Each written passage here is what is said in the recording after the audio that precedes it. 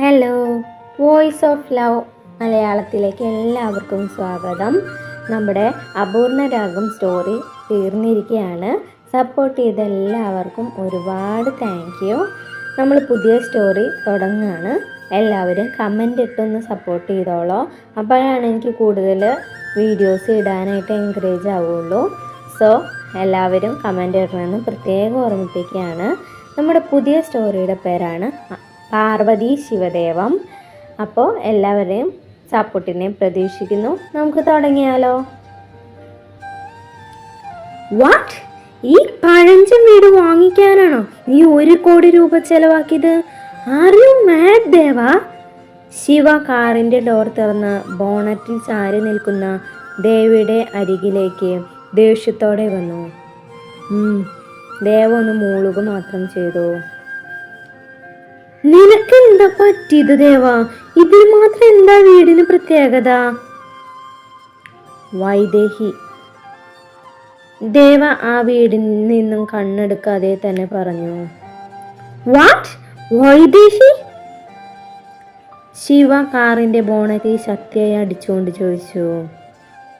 ഇത് അവളുടെ വീടാണ്. ഇപ്പോൾ ജപ്തിയുടെ വക്കിലാണ്. അതുകൊണ്ട് ഞാൻ ഇതങ്ങ് വാങ്ങി. നീ പഴയതെല്ലാം മറന്നതല്ലേ ദേവ? പിന്നെ എന്തിനാ എങ്ങനെയൊക്കെ? അതും ആ പൊന്ന മൂക്ക് വേണ്ടിയിട്ട്. ശിവയ്ക്ക് തൻ്റെ ദേഷ്യം നിയന്ത്രിക്കാനായില്ല. ഏയ്, അവളൊന്നും പറയല്ലടാ. അവളുടെ സാഹചര്യം കൊണ്ടല്ലേ മറ്റൊരാളെ വിവാഹം കഴിക്കേണ്ടി വന്നേ. പിന്നെ അവളോടുള്ള ഇഷ്ടം കൊണ്ടൊന്നല്ല. ഈ വീട് കണ്ടപ്പോൾ എൻ്റെ സ്വന്തമാക്കണമെന്ന് തോന്നി, അത്രേ ഉള്ളൂ. ദേവ ശാന്തമായിട്ട് പറഞ്ഞു. ക്ഷമിക്കണം സാർ, ഞാൻ അല്പം വൈകിപ്പോയി. നിങ്ങൾ കാത്തൊന്ന് മുഷിഞ്ഞു കാണുമല്ലേ? ഒരു വയസ്സായ ആള് തിരക്കിട്ട് വന്നുകൊണ്ട് പറഞ്ഞു. ഏയ്, അങ്ങനെയൊന്നുമില്ല ചേട്ടാ, ഞങ്ങളിപ്പോൾ എത്തിയതേ ഉള്ളൂ. പിന്നെ ഈ സാർ എന്ന വിളിയൊന്നും വേണ്ട കേട്ടോ, ദേവ പുഞ്ചിരിയോടെ പറഞ്ഞു. മക്കളുടെ പേരെന്താ? ഞാൻ ദേവകൃഷ്ണ, ഇവൻ ശ്രീരാഘവർമ്മ, ത്രിലോക് പുഞ്ചിരിയോടെ പറഞ്ഞ്. പക്ഷേ ശിവയുടെ മുഖം അപ്പോഴും ദേഷ്യത്തിൽ തന്നെയാണ്. അപ്പം നിങ്ങൾ കൂട്ടുകാരാണോ? അയാൾ സംശയത്തോട് ചോദിച്ചു. അല്ല, ബ്രദേഴ്സാണ്. ഞാൻ സംസാരിച്ചെന്ന് വന്ന കാര്യം മറന്നു. നിങ്ങൾ അകത്തേക്ക് വാ, മനയുടെ ഉൾഭാഗമൊക്കെ കാണിച്ചു തരാം. അയാൾ താക്കോൽ കൂട്ടവുമായി മുന്നോട്ട് നടന്നു. പിന്നാലെ ദേവയും. വാടാ. അകത്തേക്ക് കയറി ദേവ തിരിഞ്ഞ് ശിവയെ വിളിച്ചു. അവൻ മനസ്സോടെ അകത്തേക്ക് കയറി. ശിവ വലതുകാലെടുത്ത് അകത്തേക്ക് വെച്ചതും കാലിലൂടെ ഒരു തണുപ്പ് ശരീരമാകെ പടർന്നു. ആ തണുപ്പിൽ അവൻ്റെ ദേഷ്യം മൊത്തം അതിൽ അലിഞ്ഞില്ലാതായ പോലെ. ശിവയും ദേവയും അകത്തേക്ക് കയറി. പഴയ ഒരു 4 കെട്ട് വീട്. വീടിനുള്ളിൽ ഒരു നടുമുറ്റം. മഴ പെയ്തതുകൊണ്ട് നടുമുറ്റം വെള്ളം കെട്ടി നിൽക്കുന്നുണ്ട്. അതിന് നടുവിലായി ഒരു തുളസിത്തറ. അവർ ആ വീട് മുഴുവൻ നടന്നു കണ്ടു. മുകളിലെ നിലയിലേക്ക് അവർ പോയില്ല. പഴയ വീടായതുകൊണ്ട് ചില കേടുപാടുകൾ ഉണ്ടായിരുന്നു. ദേവ അതെല്ലാം ശരിയാക്കാൻ ആളെ ഏൽപ്പിച്ചിരുന്നു. രജിസ്ട്രേഷനൊക്കെ കഴിഞ്ഞു.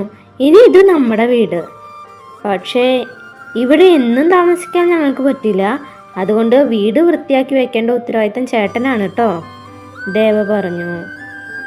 എന്ത് സംസാരിക്കുമ്പോഴും അവൻ്റെ ചുണ്ടിൽ ഒരു പുഞ്ചിരി ഉണ്ടായിരിക്കും. ആയിക്കോട്ടെ മോനെ, ഇത് മനയുടെ മറ്റൊരു താക്കോലാണ്. ഇത് കുഞ്ഞിൻ്റെ കയ്യിലിരിക്കട്ടെ, താക്കോല് ദേവയ്ക്ക് നൽകിക്കൊണ്ട് പറഞ്ഞു. ഓക്കെ ചേട്ടാ. അല്ല, ഒരു കാര്യം മറന്നു, ചേട്ടൻ്റെ പേരെന്താ? ശങ്കരൻ. എന്നാ ഞാൻ പോയിക്കോട്ടെ കുഞ്ഞെ, കുറച്ച് തിരക്കുണ്ട്. ശരി ശങ്കരേട്ടാ. അത് പറഞ്ഞത് ശിവയായിരുന്നു.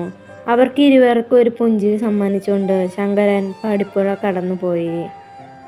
നമുക്ക് ഈ വീടും പരിസരമൊക്കെ ഒന്ന് ചുറ്റിക്കറങ്ങി കണ്ടാലോ ശിവ? ദേവ ചോദിച്ചതും ശിവ മുന്നോട്ട് നടന്നു. ഒപ്പം ദേവയും. പലതരത്തിലുള്ള മരങ്ങൾ ആ പറമ്പിൽ നിറഞ്ഞു നിൽക്കുന്നുണ്ട്. ആൾ താമസം ഇല്ലാത്തതിനാൽ പരിസരം കുറച്ച് കാട് പിടിച്ചാണ് കിടക്കുന്നത്. ഒരു ഇളം കാറ്റ് അവരെ തഴുകിപ്പോയതും ആ അന്തരീക്ഷം മുഴുവൻ ഒരു ഗന്ധം പടർന്നു. ഇതെന്താ ഒരു പ്രത്യേക മണം? ദേവ ഒന്നുകൂടെ ആ ഗന്ധം മൂക്കിലേക്ക് വലിച്ചെടുത്തുകൊണ്ട് ചോദിച്ചു.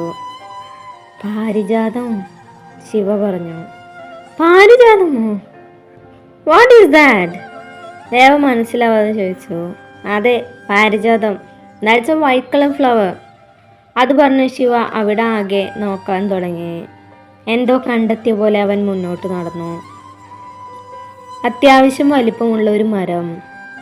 അതിലെ താഴേക്ക് ചാഞ്ഞു നിൽക്കുന്ന ഒരു കൊമ്പിൽ നിന്നും ഒരു പൂ പറിച്ച് ദേവിയുടെ അരികിലേക്ക് നടന്നു വന്നു.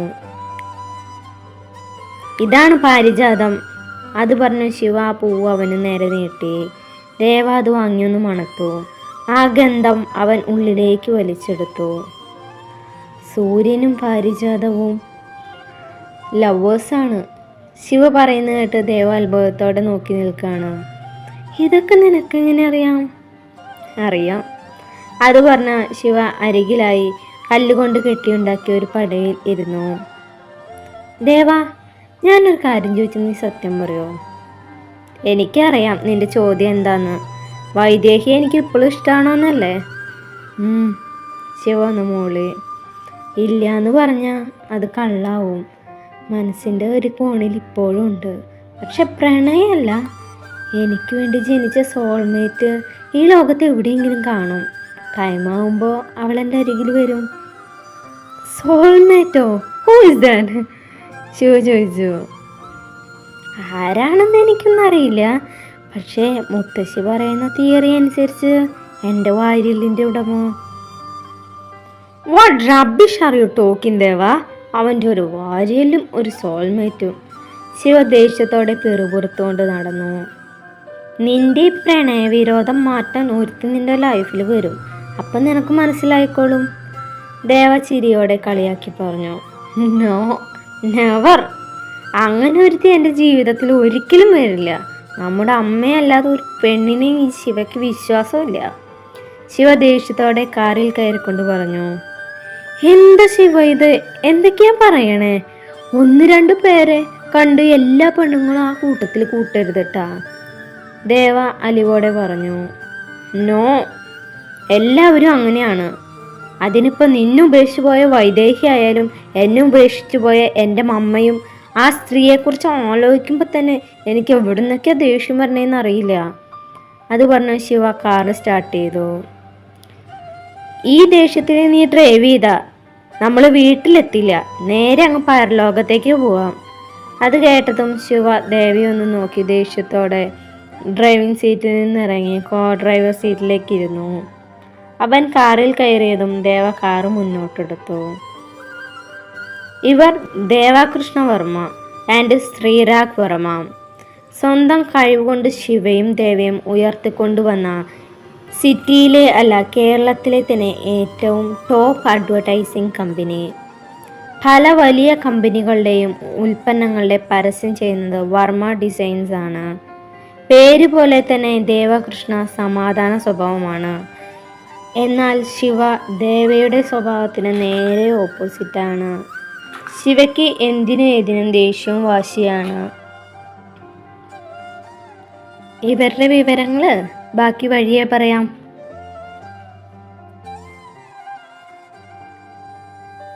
ഫോൺ റിങ് ചെയ്തപ്പോൾ അവൾ എങ്ങനെയോ കൈയെത്തിച്ച് ബാഗിൽ കിടന്ന ഫോൺ എടുത്തു. ഡി, നീ ഇവിടെ പോയി കിടക്ക? ഞാനിവിടെ നിന്ന് കാത്തു നിൽക്കാൻ തുടങ്ങിയിട്ട് കുറേയായി. മറുതലക്കിൽ നിന്നും രേവതി പരാതി പറയാൻ തുടങ്ങി.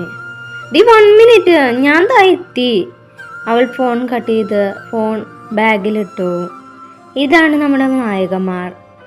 രേവതി രാജൻ എന്ന ദേവുവും പാർവണ എന്ന തുമ്പിയും. 2 പേർക്കും ഡിഗ്രി കഴിഞ്ഞതും ജോലി കിട്ടി. പഠിപ്പിൻ്റെ ഗുണം കൊണ്ടൊന്നല്ല കേട്ടോ. ഡിഗ്രി കഴിഞ്ഞ് വീട്ടിൽ സപ്ലി അടിച്ചിരുന്ന് വീട്ടുകാർക്ക് ഇവരെ സഹിച്ചത് മതിയായി. അതുകൊണ്ട് പാർവണയുടെ അച്ഛൻ ഫ്രണ്ടിൻ്റെ കെയർ ഓഫീസിൽ ഒരു ജോലി കണ്ടെത്തിയതാണ് 2 പേർക്കും. അതും നമ്മുടെ വടക്കുനാഥൻ്റെ മണ്ണിൽ തന്നെ. നീ എന്ത് നോക്കിയിരിക്കുന്നു ഇത്ര നേരം? 1 മണിക്കൂറായി ഇവിടെ മനുഷ്യൻ കാത്തു നിൽക്കാൻ തുടങ്ങിയിട്ട്. പരാതിയൊക്കെ നമുക്ക് പിന്നെ പറയാം. ദാ ബസ് വന്നു. പാർവണ അത് പറഞ്ഞതും അവർ ഇരുവരും ബസ്സിൽ കയറി. 2 അച്ഛന്മാരോടും യാത്ര പറഞ്ഞ് അവർ തൃശ്ശൂർക്ക് യാത്ര തുടങ്ങി. തങ്ങളുടെ ജീവിതം മാറ്റിമറിക്കുന്ന യാത്രയാണെന്നറിയാതെ.